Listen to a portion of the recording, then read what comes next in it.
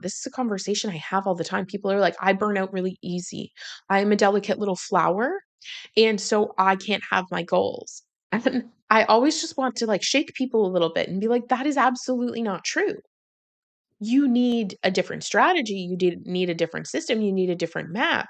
But I don't think anyone would say, I can't get to this one physical location.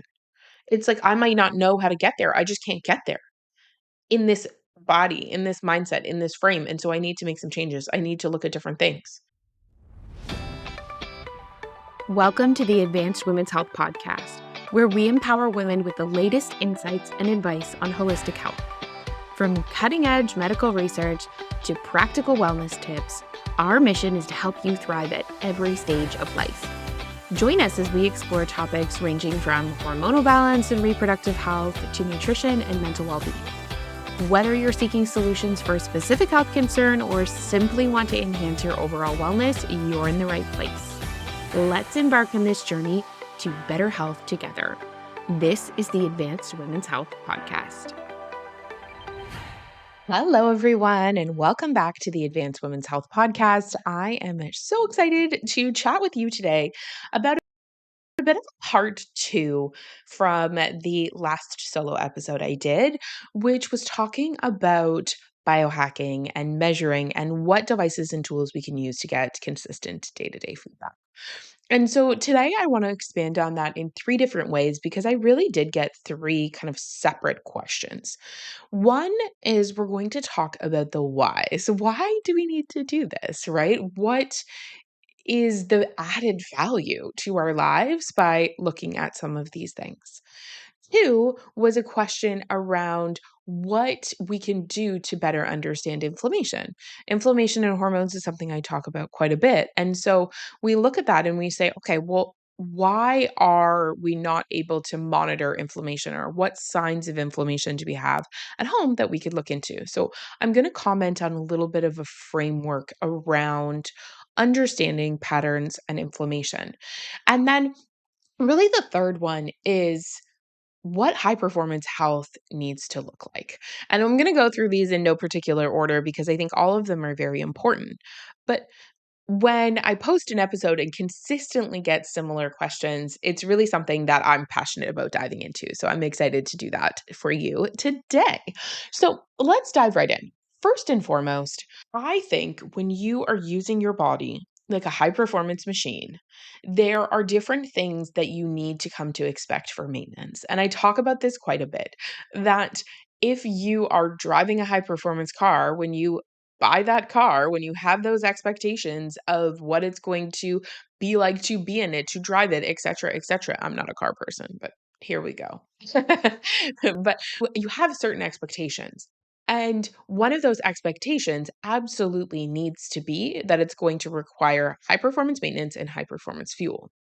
And we don't do the same thing with our health and our bodies, which I find really fascinating, that we expect to be able to get up in the morning, do our workout, pack food, have everything ready and prepared in the way we want it to, then run around and either get ourselves to work or get our kids out the door or get our partner out the door or whatever that looks like. Then do a full day of work. Then potentially after work, you either got sports or events or something for the kids, or you're running errands, and then you rinse and repeat and do it all again. Even our social time is oftentimes, okay, I'm going out to an event. I'm going out to do something. I have to prepare. I have to get there. For me, like going to the lake is such a beautiful thing, but I have to pack. I have to know what we're going to eat. I have to bring everything there. Then we have to drive there. Then we have to unpack.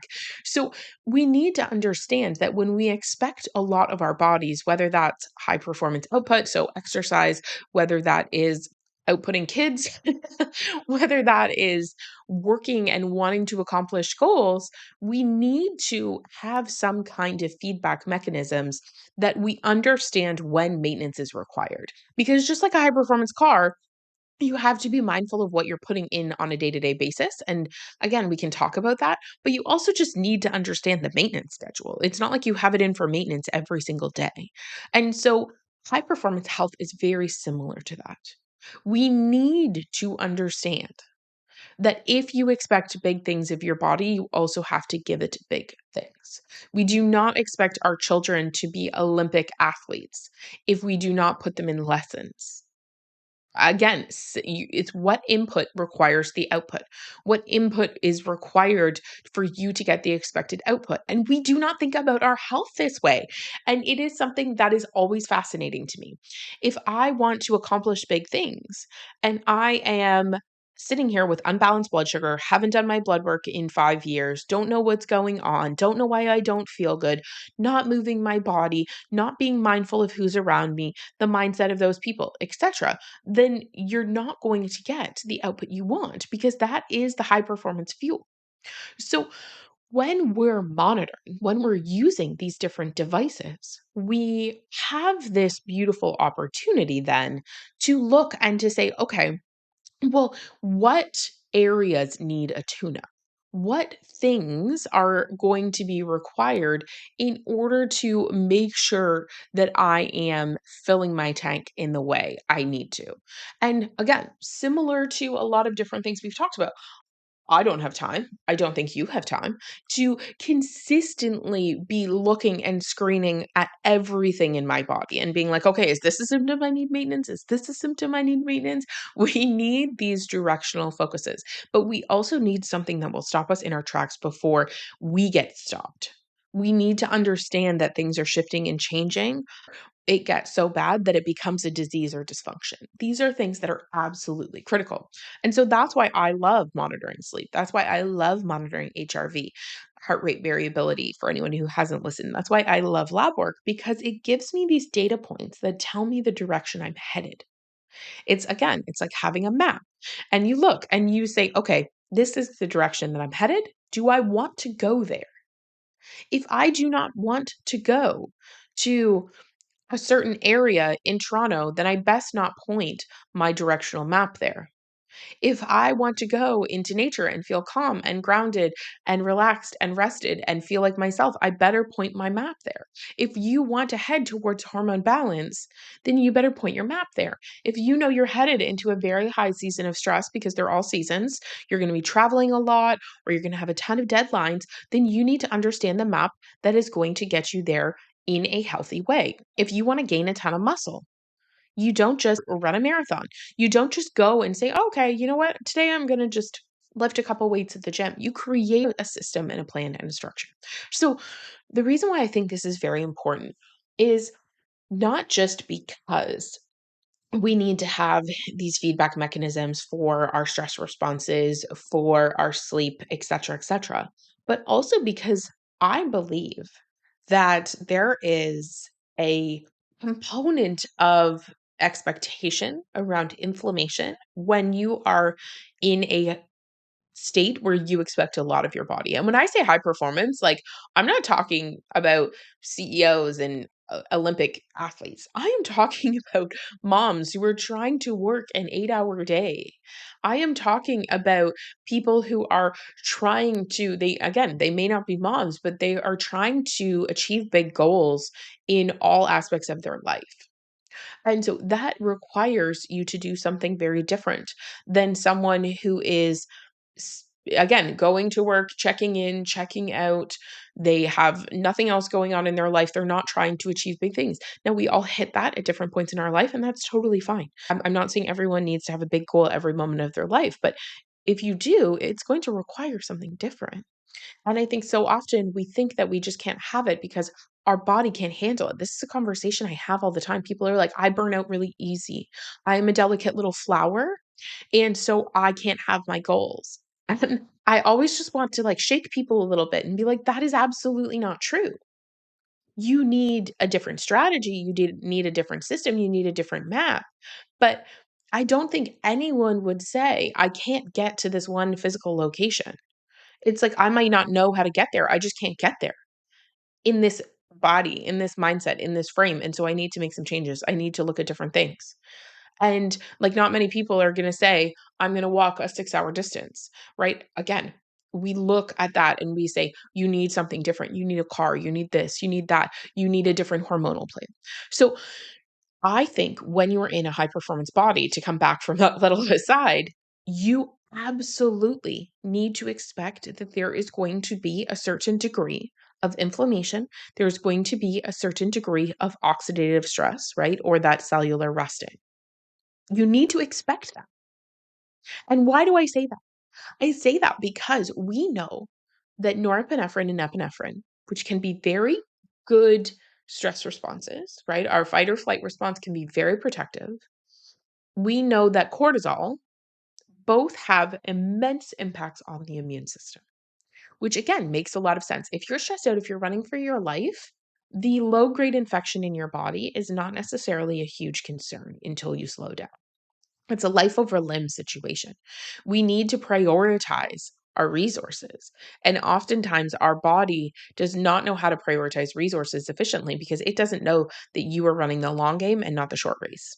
So, when you are in a position where you have a lot of norepinephrine and epinephrine, not just these acute, like, okay, let's get motivated, let's get going, let's run for a minute, let's do a 5-minute task, but when you're using those consistently, to get motivated, to stay motivated, to focus, to get a deadline. Like you were using that acute fight or flight response to achieve your goals. You are going to create inflammation in the body in a chronic low grade sense. When you are consistently using, like living in that stress state on an ongoing basis, and you're using cortisol and you are activated by everything, every email that comes up, every issue that comes up, it's stress, stress, stress, stress, stress. When you're feeling all of those things, you are going to have, again, a short term suppression of your immune system. And then long term, we're going to have a shift in the type of immune responses that are coming up. And so you need to expect that there's going to be an inflammatory response. You need to expect that you are going to be dealing with some cleanup in our cells that needs to happen, some resting that needs to happen, or that needs to be cleaned up. And so, if we go into that and say, I expect a lot of my body, and therefore these are the two predictable outcomes, then we need to know it is then our job to say, okay, at what point do those things need to be addressed? Is it that we're seeing that our hormones are fluctuating and low? Is it that we are seeing that there's no, because you can, even without measuring hormones, on a lot of these rings and watches, you can measure your overnight body temperature. Is it that we're seeing that our temperature is not rising in the second half of our cycle? Is it that you are getting acne? Is it that you're gaining weight in a way that you don't want to be? Is it that you used to be able to have a glass of wine and feel totally fine, and now you feel like you've got railroaded, right? There's these little symptoms. It doesn't need to be huge symptoms. There can be little things that are leading us in the direction that we need a tune-up. And so if you expect that that tune-up is going to have to happen, then you know you're not surprised when you're like, okay, it's time for my annual blood work and my annual check-in, and I'll get a plan in place to clean this up. But I think so many people just let it go for so long because they have this expectation that their body should be able to handle things. And so if we're looking and saying, okay, inflammation and these, like, again, what we call reactive oxygen species, or this low grade, very low grade cellular damage is the expected outcome, then that is the first outcome, because from there, if we don't address that, that's where we get hormonal dysregulation. That's where we get brain fog. That's where we get a change in the types of bacteria and yeast that live in our body. We know yeast infections are highly associated with chronic stress. We know that pelvic pain and menstrual symptoms are highly associated. And now, this isn't because you have adrenal fatigue. Let us be clear. This is not adrenal fatigue. Adrenal fatigue is not a thing. But we know that these are predictable outcomes. And then from there, we can get mood changes. We can get joint pain. We can get even worse fatigue. So we want to clean it up before we get to that point. And so cleanup looks like, again, making sure you're using your devices, making sure you are checking in your labs. It is making sure you're eating a ton of antioxidants. Polyphenols, the highly colorful components of fruits and vegetables, hurt no one. It is ensuring that you're giving your body appropriate times to sleep. It is ensuring that you're giving your body appropriate nutrition. If you know you're sensitive to a specific food, maybe don't eat it. And I know it's easier said than done, but for me, a tune-up also looks like I do a lot of subconscious work. So a tune-up looks like seeing my EMDR therapist or doing some hypno or deep meditations. And again, these are things that we offer at Advanced Women's Health now because it's part of my high performance fuel machine. Today's episode is brought to you by none other than Advanced Women's Health. If you are interested in diving in deeper to your health, if you are finally ready to feel like yourself, and you are finally over hearing everything's normal, everything's fine, and you want a deeper dive into your healthcare, then we are here to help you. We are currently helping patients in British Columbia and Ontario, Canada. But don't worry, if you're in another province, still reach out, get added to the wait list as we expand coast to coast. We cannot wait to work with you. Check out the show notes for more information on how to get started. So let's look at a little bit of a framework for where inflammation goes from here. Because I think what we covered so far is that we need to monitor these things because we're a high performance machine, because it's absolutely a requirement for us to function at our best, to have these tune ups, to be feeding ourselves good quality food, lots of fruits and vegetables, balanced blood sugar, to make sure that we're fasting at least a minimum of 8 hours overnight. Like for patients, 12 is my very minimum, but I understand people listen to this that aren't my patients. But you need to give your body times of fed and times of fasting. You may need a tune up in terms of autophagy. You may need a tune up in terms of taking your nervines, taking cortisol support, getting mitochondrial support, putting antioxidants in. These are all supplement things that we can do. But when we get down to we're already in the inflammatory soup, is there anything we can measure? Is there anything we can look at? Is there any patterns we can identify before we come in? I want to answer that question because labs is obviously going to be one way. We can look at your complete blood count and your white blood cells. We can look at your CRP. We can look at your C-reactive protein, which is an inflammatory marker from your liver. We can look at ferritin, which is also an inflammatory marker from your liver. We can look at your erythrocyte sedimentation rate, just simply a measurement of how much inflammation is circulating around your body, right? In your bloodstream, how much inflammation is attached to your red blood cells. We can look at all of these different pieces in labs in a simple way, but we can also start to say, okay, if the symptoms I am going to use as my benchmarks of low grade inflammation are the following, which I'm going to give you, then my job is figuring out what the most likely cause and trigger of that is and start to identify patterns so that I can either solve that myself or bring that to my clinician and we can work on it together. So, when we look into it, brain fog, fatigue, mood changes, joint and muscle pain, when we see pelvic pain. So, when I'm talking about pelvic pain, it's often lower abdominal, it's pulling, it can be burning, it can be involved with back pain, it can, especially like lower back pain, it can be cyclical with your symptoms. It can be related to pain with intercourse. It can be related to vaginal discomfort, all of those things. So that's pelvic pain. Digestive pain is higher up. It's your stomach, it's your intestinal tract. It's much more related to bloating, passing gas, irregular bowel movements. Those are chronic low grade inflammation symptoms. Then we have skin symptoms or rashes. Really anything that ends with itis, dermatitis, right? It's just telling us there's an inflammatory response that's happening. And then we look at headaches, hives, other histamine related symptoms, swelling that we can see that are all, again, pointing us in a direction that this is an inflammatory process that's involved some way, somehow. So now we look and we say, okay, how can we become pattern recognition specialists? So when I'm talking to a patient, one of the things that I frequently do is I go through and I say, okay, are these symptoms better on weekends or vacations? Or are they worse on weekends or vacations? Because this is often related to two things. One of the obvious ones is the nervous system. So we look and we say, okay, well, for some people, depending on the type of vacation they're taking, they are more stressed, right? They are under-resourced with kids. They're running all over airports, etc. For some people, when they take vacations, it's on the beach. It's super relaxing. They feel really good. So you look at Okay, where could this be related to my nervous system? If you look at weekends, weekends, for example, is a period of time that is again different for different people. So Monday through Friday, you often have very set structure. You know how your day is going to go. You leave your house around the same time. You wake up around the same time. You go to bed around the same time. Everything is quite predictable for a lot of people.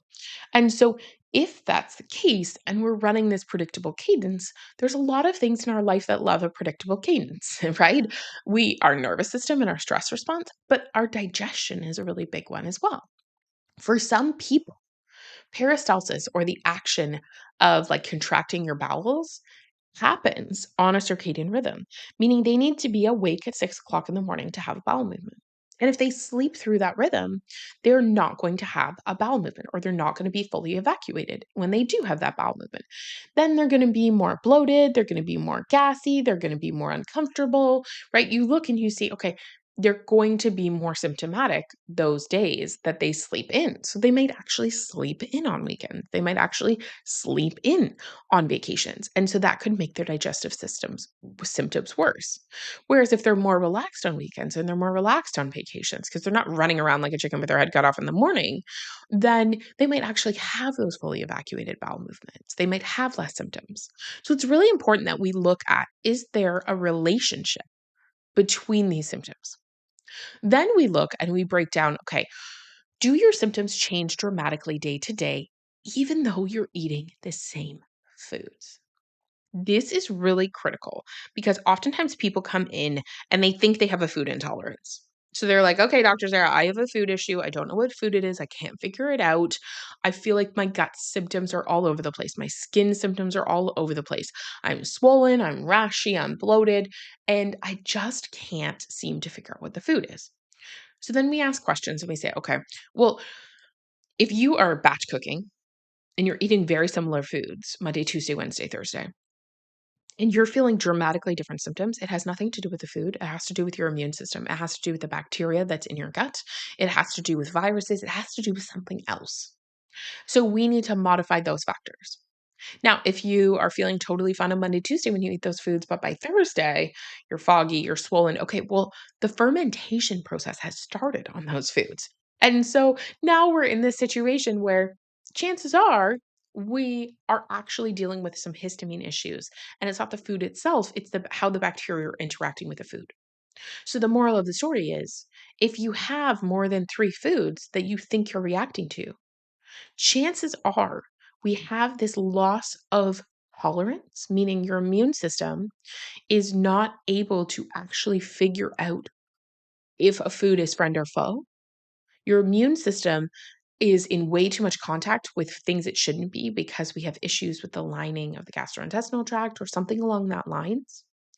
We have a bacteria, and either an overgrowth of our innate good bacteria, or we have an overgrowth of bacteria that should not be there, or we have some kind of histamine response. So none of this is actually the food's fault. If we have 3 foods that don't do well with us and we know if we eat them, then we're not going to feel great. Okay, that's pretty normal. Like everyone has some foods that are just not going to do well with their system. But when we're looking at this wild, unpredictable patterns, then it's often much more the immune system, much more the bacteria, much more the lining of the gastrointestinal tract, and much less the food. So then we look at changes related to the menstrual cycle. So when you are having a menstrual cycle, you are not only seeing a shift in hormones, but you're seeing a shift in the immune system and inflammatory responses. So this is really important because when we're analyzing hormones, we're analyzing a few things. We have normal cyclicity of our hormones. We've talked about this so many times on the podcast where you have low levels of hormones in that menstrual and follicular phase, then your estrogen starts to rise, then you get a spike in estrogen, which triggers LH, luteinizing hormone, which triggers ovulation. Then from an ovulation, we get a big rise in progesterone, and then we get another secondary rise in estrogen, but not as high as the spike at ovulation. So that's what normally should happen. So, of course, you can have some symptomatic changes associated with those fluctuations. But if you're getting rapid fluctuations day to day, you're in this situation where your estrogen's high, then low, high, like it's not stable. If your progesterone cannot consistently increase to the degree it should, or it's not stable, those are two separate issues. We look at how high are those hormones going when they should be at their peak, and how stable are those hormones. Then we look at how that interacts with the immune system. So, are we getting more inflammatory symptoms? Are we getting more, again, histamine related symptoms? Because these rapid fluctuations in estrogen can trigger histamine related symptoms, circulatory changes, mood changes. This is all very well documented, especially in people who get migraines, people who have premenstrual mood challenges. These are all where the immune system and inflammation are interacting. And there's a variety of inflammatory events that happen.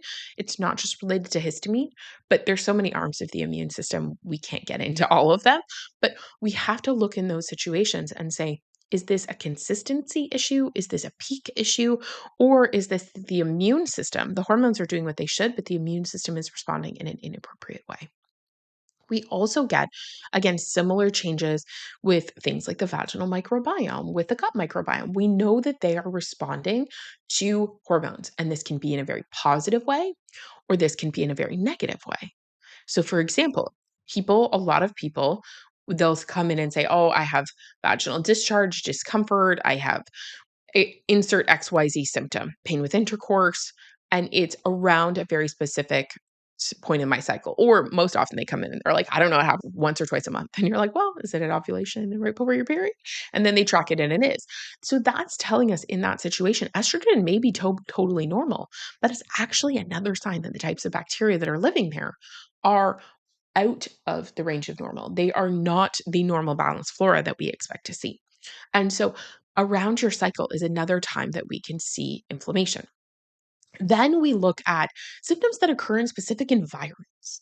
So if we're looking at mold, we're looking at off-gassing or VOCs, as we call them, environmental exposures, even allergies in different people's houses. If you have a symptom in your home that you don't have in someone else's, or if you feel totally fine at home, but you go to work and you don't feel good, these are all environmental triggers that are telling us that there's likely some kind of inflammatory event in that home.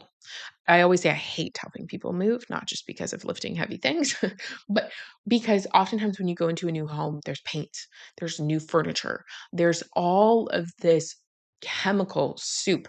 And so I'm opening all the windows, I've got fans and air purifiers and all these things going if I'm there, because I know I'm going to be tired. I know I'm going to feel brain foggy. I know I'm going to feel off. So we need to look at that as well and say, is there specific environments that this is triggering, and get really intentional about it. Then the second last thing we look at is our never well since moments. So these never well since moments are very important because it's a moment of some sort of crash, whether that's a nervous system crash, whether that's a crash in our body's ability to produce energy, whether that is a microbiome change, the bugs that live there, if you were on an antibiotic or got an infection, if it was pregnancy. That's a rapid hormonal event. If it's perimenopause or menopause, that's a rapid hormonal event. So we look, this never well since points us in the direction of what could have contributed, what inflammatory event could have happened that is contributing to you no longer being able to rebuild your resilience on your own. So this is a very important system and trigger to look at, and something to trace through and look back at. When was the last time I felt truly and genuinely like the best version of myself? What was going on in my life? And then what is 1 to 3 events or things that triggered or changed that I think could be related? And coming in with that type of information is so helpful for us to then be pattern detectors. And if you're wearing a ring over that period of time, you can oftentimes see, oh, wow, my HRV crashed during that moment, or my hormones really declined during that moment. Or you can get a better understanding of what's happening. Then we look at more asymptomatic, very low grade symptoms that just you don't feel like yourself, but you can't fully identify. And it can be related to a lot of things. But I would say when we see symptoms like that, and then we see an elevated CRP or C reactive protein, an elevated ferritin, elevated ESR, we see changes in the white blood cell counts and the ratios between our white blood cells. These are all diagnostic clues for me that we may be dealing with chronic metabolic or chronic liver based inflammation. Obviously, we can test liver enzymes, we can test the functional liver output, we can test insulin resistance, we can test glucose, we can test a lot of these things. But it is pointing me in a direction that there is likely something going on here that we are not seeing that is to do with a process in the body. And so I am then looking and saying, okay, this has probably been a low grade decline, a low grade, something that's added up over time. This is a lack of the cells taking their garbage out or autophagy. This is eating foods historically that contributed to some insulin resistance, but then your gut microbiome perpetuated that continuing. This is whether genetic or environmental or low grade alcohol consumption or low grade toxin exposure or even just fructose consumption that's contributing to liver inflammation that is silent and low grade. But this is where labs come in handy because we can then assess and monitor with time, even though someone may feel kind of okay, what is going on in their life, what is going on in their labs, what is going on that is going to point us in a specific direction.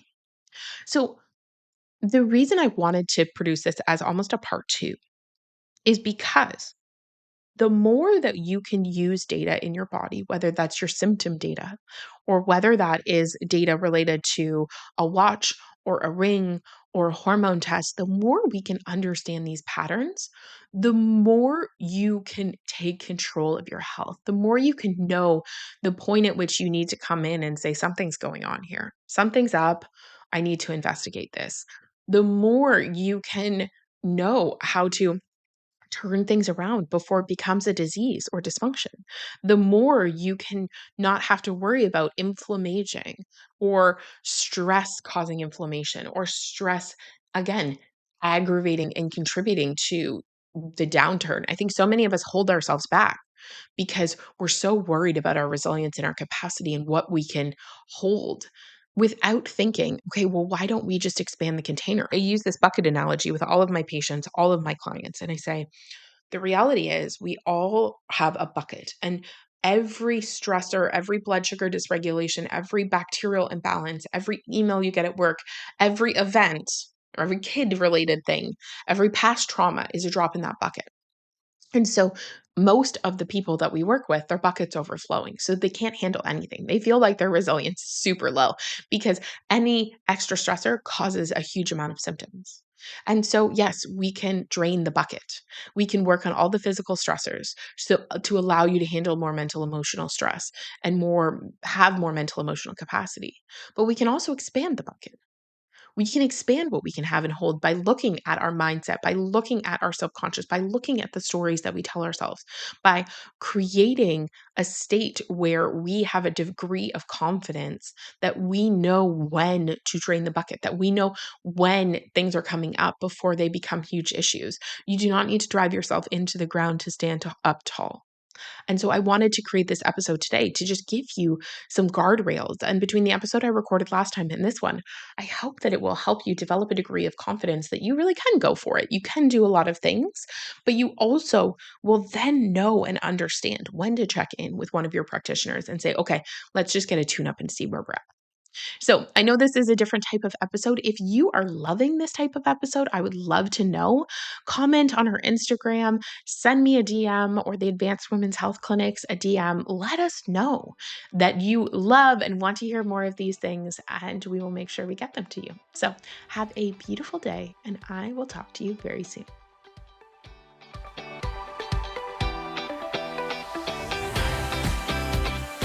Thank you so much for listening. I hope that you had as much fun as we did. And if you loved today's episode, share it with a friend and leave us a review. That is how we spread this message, and that is how we are going to revolutionize healthcare in Canada for women. Have a beautiful day and be well.